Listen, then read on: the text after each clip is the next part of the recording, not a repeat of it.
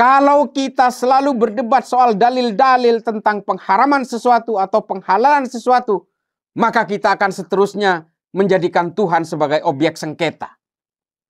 Kita tidak akan pernah menjadi manusia yang maju dengan peradaban manusia yang serba cepat ini. Silahkan Anda yang meyakini musik haram, silahkan jangan dengarkan. Jangan pakai ringtone di HP-nya. Jangan pernah mendengarkan musik dimanapun, di bandara, di mall, dan seterusnya. Jangan pernah datang ke mall, karena di mall juga banyak musik yang diputar. Jangan pernah ke bandara, karena di bandara juga ada musik. Jangan pernah nongkrong di restoran, kalau memang itu ada musik. Silahkan saja, sepanjang sampean semua kuat. Dengan berbagai hal yang menurut Anda haramkan itu.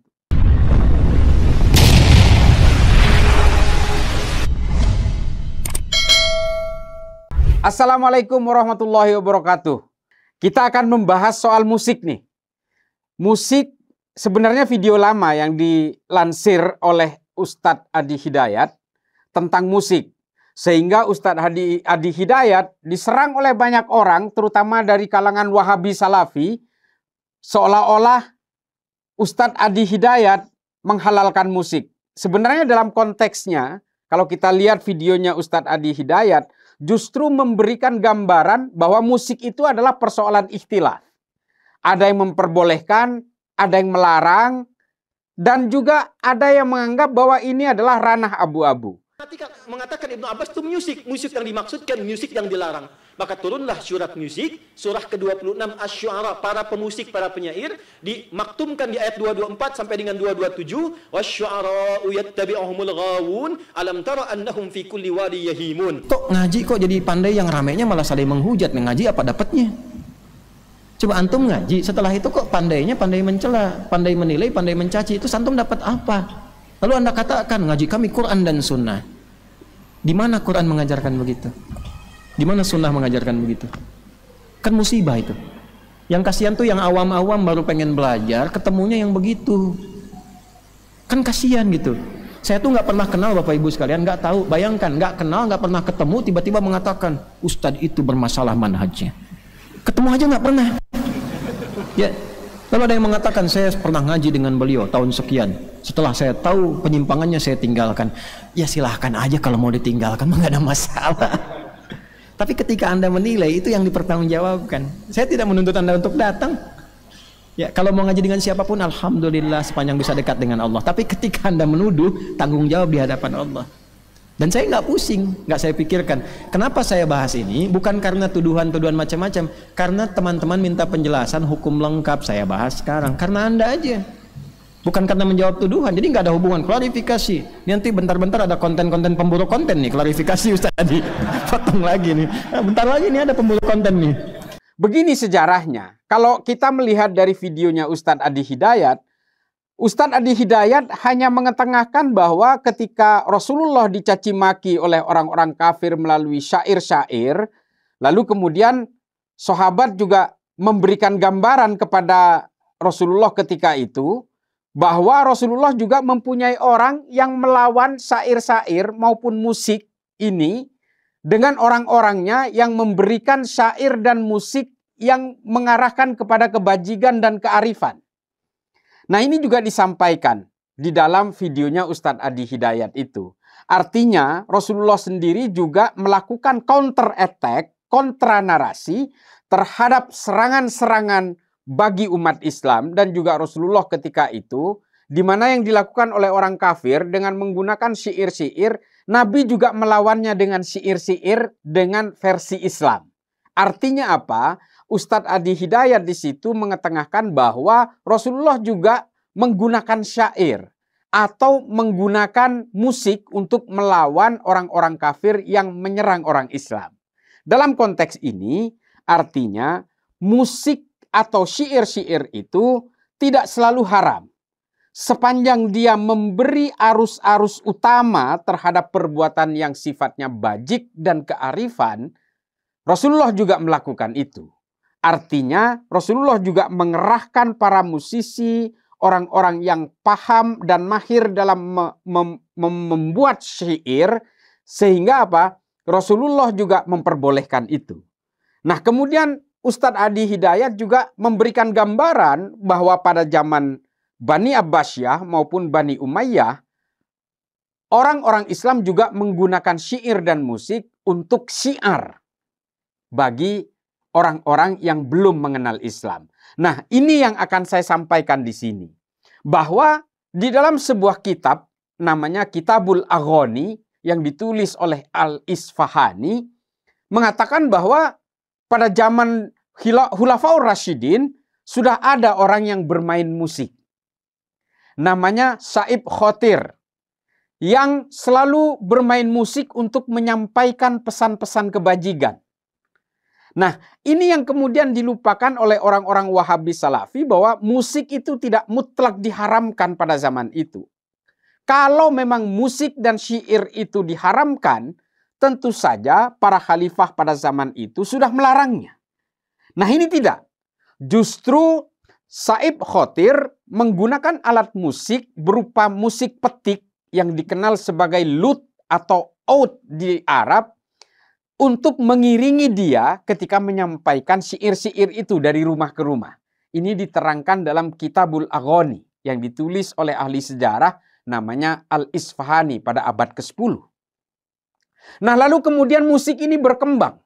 Banyak para khalifah, terutama pada zaman Bani Abbasiyah, yang justru orang-orang dari kalangan musisi yang biasa memainkan musik-musik Arab ketika itu seperti lut.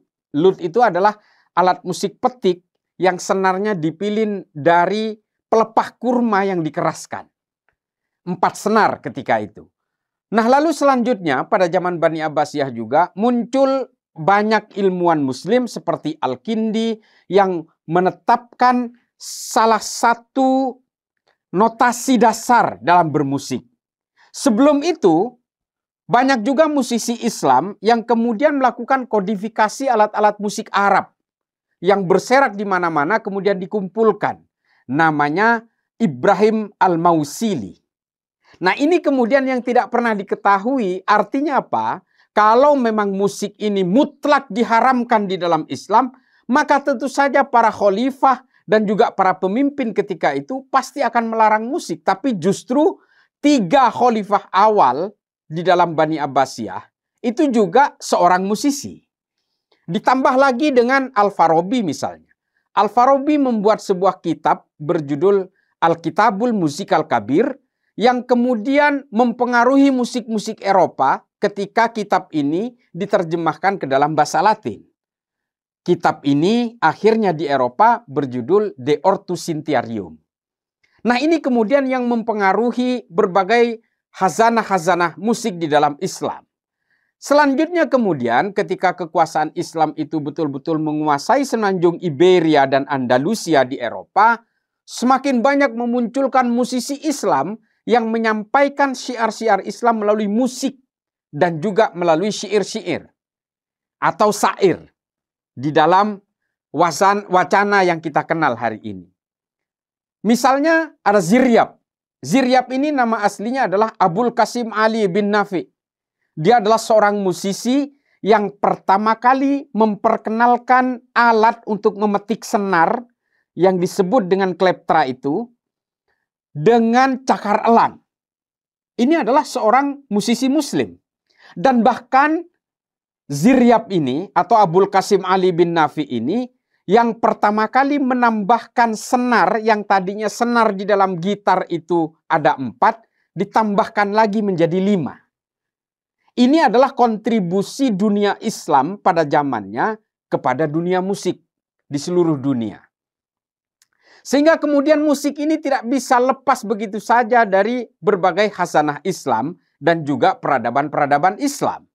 Karena musik Eropa kemudian bangkit ketika itu karena terpengaruh oleh pemikiran-pemikiran dari beberapa ilmuwan muslim. Karena memang pada zaman itu bermusik itu juga dimasukkan ke dalam berbagai implementasi teori-teori matematika, yaitu seperti teori Pitagoras atau Al-Khawarizmi juga menggunakan itu. Bahkan banyak metodologi pengobatan pada zaman Islam abad pertengahan itu menggunakan musik. Bahkan juga, nah ini harus diketahui juga, Imam Al-Ghazali berhasil memantik kesadaran kognitif umat di Arab ketika itu untuk mengenal Tuhan dengan menggunakan musik. Ini ditulis tuntas oleh Imam Al-Ghazali dalam kitabnya yang berjudul Al-Sama'. Nah, ini yang tidak pernah diketahui orang. Artinya apa? Kalau orang-orang Wahabi Salafi hari ini mutlak mengharamkan musik, lalu apakah orang-orang para khalifah termasuk para ulama dan juga para ilmuwan Islam mulai dari Arab hingga Andalusia, apakah tahu bahwa ini haram lalu kemudian dipaksakan untuk dipraktikkan? Tentu saja tidak. Orang-orang ini juga mengenal fikih Islam yang bersumber dari Al-Quran dan hadis, tapi mereka menganggap bahwa musik tidak sepenuhnya haram. Tidak sepenuhnya juga halal. Artinya ada batasan-batasan tertentu yang kemudian bisa membuat sesuatu menjadi haram atau menjadi halal. Salah satu dalam hukum fikih modern ditulis oleh Yusuf Al-Qaradawi dalam Al-Halal wal Haram fil Islam, yang menurut Yusuf Al-Qaradawi, musik itu halal dengan syarat-syarat tertentu. Nah, syarat-syarat tertentu ini adalah bermain musik itu boleh sepanjang tidak menganjurkan kemudorotan terhadap umat manusia dan juga wabil khusus tidak menggerus keimanan dan akidah orang Islam. Artinya apa? Ini adalah persoalan manusianya, bukan hukum dari bermusiknya itu sendiri. Suatu contoh misalnya, ketika ada orang dengan bermusik, dia kemudian menjadi pemabuk atau menjadi pemadat, atau karena bermusik, dia kemudian menjadi pezina. Ini adalah persoalan tingkah manusianya, bukan karena musiknya. Analogi sederhananya begini, kalau kemudian ada guru agama yang menghamili muridnya, apakah pekerjaan guru agama harus diharamkan? Tentu saja tidak. Yang justru menjadi haram adalah kelakuan dari manusia yang berprofesi sebagai guru agama itu. Kalau ada tabib kemudian menghamili pasiennya, apakah kemudian profesi tabib ini menjadi haram? Tentu saja tidak. Kelakuan tabibnya yang kemudian membawa kemudorotan dan ini menjadi haram atas kelakuannya itu. Tabib itu adalah pekerjaan mulia. Guru agama juga menjadi pekerjaan yang mulia. Musisi juga kemudian menjadi pekerjaan yang mulia sepanjang dia membawa kebajikan dan kearifan bagi seluruh umat manusia. Oleh karena itu, apa yang ingin kita sampaikan di sini adalah bahwa apa yang disampaikan oleh Ustadz Adi Hidayat itu benar adanya. Semua tergantung dari implikasinya. Para ulama, para pemimpin dan juga para ilmuwan Islam yang juga menggeluti kedokteran, astronomi, astrologi, geografi, ahli matematika pada zamannya itu tentu saja bukan orang-orang bodoh. Mereka menggunakan syiar-syiar Islam melalui musik dan juga syair, melalui puisi-puisi yang diiringi dengan musik. Nah, kesimpulan besarnya adalah jangan terlalu mudah untuk mengharamkan apapun. Termasuk juga mengharamkan yang menurut pemikiran kita secara eksklusif haram, lalu kemudian kita menghakimi orang lain yang menganggap ini tidak mutlak haram. Saudara-saudaraku sekalian, kita semua hari ini merujuk kepada para ulama. Kita semua hari ini menjalankan ajaran agama berdasarkan katanya. Kata ini, kata itu, kata kitab ini, kata kitab itu. Menurut ulama ini, menurut ulama ini. Artinya apa? Perdebatan-perdebatan yang bersifat furu'iyah, yang bersifat khilafiyah, yang masih belum jelas juntrungannya antara halal dan haram, ini adalah perdebatan-perdebatan yang terus bergulir dalam peradaban manusia. Oleh karena itu, jangan biasakan berdebat soal dalil-dalil di mana semua orang dengan dalil ini bisa menghalalkan atau mengharamkan. Khamr haram, jelas. Ya sudah, tidak perlu diperdebatkan lagi. Riba haram, kita tidak perlu perdebatkan lagi. Yang perlu diperdebatkan adalah ketika riba diharamkan, apakah bank termasuk haram atau halal. Ini yang menjadi persoalan kita. Dan kita juga tidak perlu berdebat mati-matian dengan menggunakan urat leher, seolah-olah haram dan halal itu kita yang menentukan. Kalau kita selalu berdebat soal dalil-dalil tentang pengharaman sesuatu atau penghalalan sesuatu, maka kita akan seterusnya menjadikan Tuhan sebagai objek sengketa. Kita tidak akan pernah menjadi manusia yang maju dengan peradaban manusia yang serba cepat ini. Silahkan Anda yang meyakini musik haram, silahkan jangan dengarkan. Jangan pakai ringtone di HP-nya. Jangan pernah mendengarkan musik dimanapun, di bandara, di mall, dan seterusnya. Jangan pernah datang ke mall, karena di mall juga banyak musik yang diputar. Jangan pernah ke bandara, karena di bandara juga ada musik. Jangan pernah nongkrong di restoran, kalau memang itu ada musik. Silahkan saja, sepanjang sampean semua kuat dengan berbagai hal yang menurut Anda haramkan itu. Oleh karena itu, marilah kita menjadi umat manusia yang fleksibel, yang lentur terhadap peradaban manusia. Silahkan orang menganggap halal musik, silahkan menganggap musik itu haram, silahkan saja. Tapi satu hal yang penting adalah bahwa kita harus mengawal peradaban manusia ini dalam kebajikan, dalam kearifan, dan juga kedamaian, serta toleransi di antara semua umat manusia. Saya termasuk orang yang menghalalkan musik dalam konteks bahwa musik tidak boleh dijadikan sebagai alat untuk menciderai kemanusiaan. Sepanjang musik itu dipakai untuk membangun kemanusiaan yang arif dan bijak, maka musik akan halal seterusnya. Terlebih lagi kalau musik itu dipakai sebagai syiar agama Islam untuk memperkenalkan Islam, untuk memperkenalkan kelembutan Islam, kedamaian Islam, dan juga kemanusiaan di dalam Islam, maka semuanya itu akan berbuntut menjadi pahala. Dan insya Allah akan mengalirkan kita kepada surganya Allah kelak ketika kita di akhirat. Oleh karena itu, jangan terlalu kaku yang menganggap bahwa haram menurut saya harus haram menurut orang lain. Halal menurut saya harus halal menurut orang lain. Kita ini siapa? Kita ini adalah setitik debu kecil dalam miliaran peradaban manusia selama puluhan ribu tahun. Kita jangan pernah menjadi Tuhan kerdil yang hanya sibuk menghitung dosa orang lain.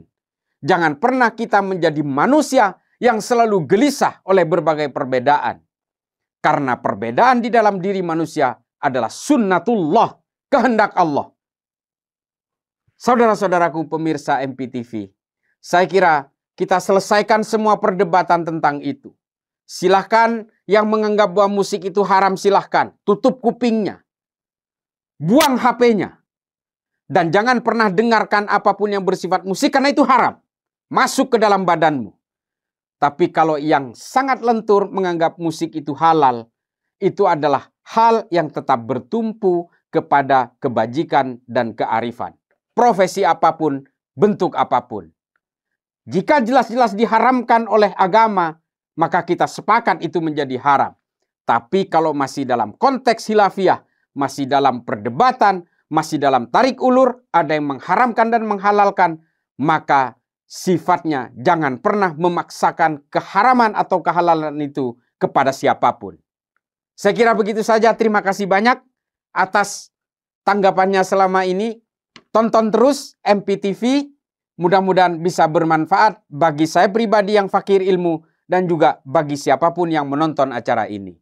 Wallahul muwafiq ila aqwamit thoriq. Assalamualaikum warahmatullahi taala wabarakatuh.